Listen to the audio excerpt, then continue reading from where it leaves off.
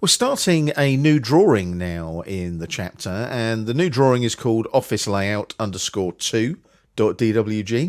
And as usual, you can download it from the library to follow along with the video. Now, as you can see, it is our office layout, but it's been made a little bit more sophisticated as compared to the last video. We've got some new bits and pieces in there. The bin store has been finished, and we've got some hard standing and landscaping to the right of the building. Now, in this particular video, we're going to take a look at the boundary command. Now, you'll find the boundary command over here on the draw panel on the home tab on the ribbon. It's near the hatch command. So there's boundary there. That's the one we're going to be using. Now, just before we get into that, we need to do a bit of zooming. So hit escape a couple of times and pan and zoom to the right-hand side of the building. Now, you need to be able to see these three green rectangles, like so. Now, these three green rectangles encompass a space where we want to put some hard standing, and these are our landscaped areas. So there'll be a little hard standing area here. So if you want to zoom in nice and tight on that little area there, that's where we're going to be working in this particular video.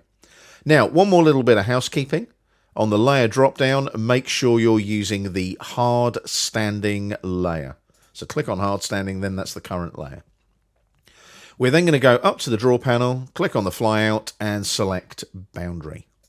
Now, as soon as we do that, you'll notice that it prompts you for boundary creation in the dialog box. Now, you can pick points, as you can see, and it's utilizing what they call island detection. Now, you want that because it's going to find that little island, that little space inside those three green rectangles that we looked at a moment ago. Now, the object type will be a polyline. You don't need to worry about regions. It will be a polyline. Boundary set, obviously current viewport and new, you can ignore. We don't need to worry about those at all. We're not creating boundary sets today. So we click on OK, like so. And now it will prompt you to pick an internal point. So you're going into this little square area here. Left click once, your boundary will appear. Press enter to finish. And there's our boundary. Can you see it there? There we go. And that's on the hard standing layer. Now, what we want to do is put some hatching in there to make it look like there's some hard standing in there. So let's do that next. Let's do that quickly and easily using the hatch command. So we're going to go to the draw panel again, click on the flyout and select hatch like so. Now, there's lots of different hatching sort of styles available. As you can see, I'm clicking on the down arrow here. Lots and lots of different ones like so. Now, just make sure you're on the top row and you're going to select angle, that style there. Okay, in the properties panel you've got a scale of 1 at the moment. Type in 250 and press enter like so. You want a hatch scale of 250. Now when you hover, you should see the hatch give you a preview, as you can see, like so. Just left click once, enter to finish, job done. You've now hatched your boundary with the hard standing layer using that angle style. Now, that's one way of doing it, where you can pick inside the area of the boundary. But you did create the boundary as a polyline.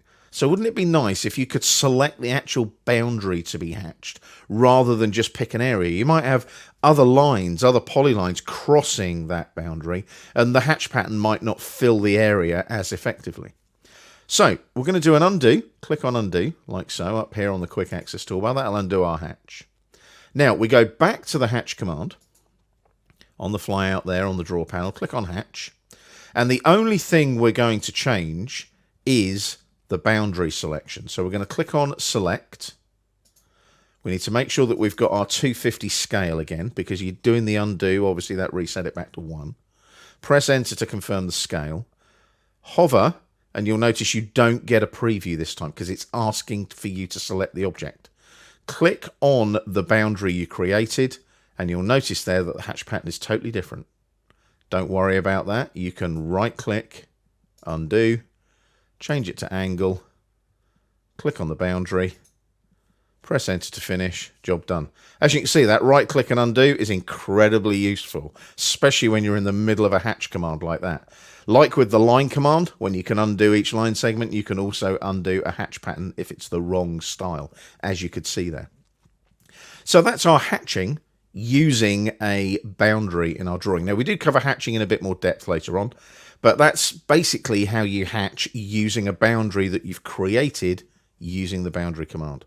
Just double click on the wheel now to zoom to the extents of the drawing and roll back a notch as well, and you'll see all the lines and everything else, and you can see your hard standing looking nice in that yellow color on the right hand side.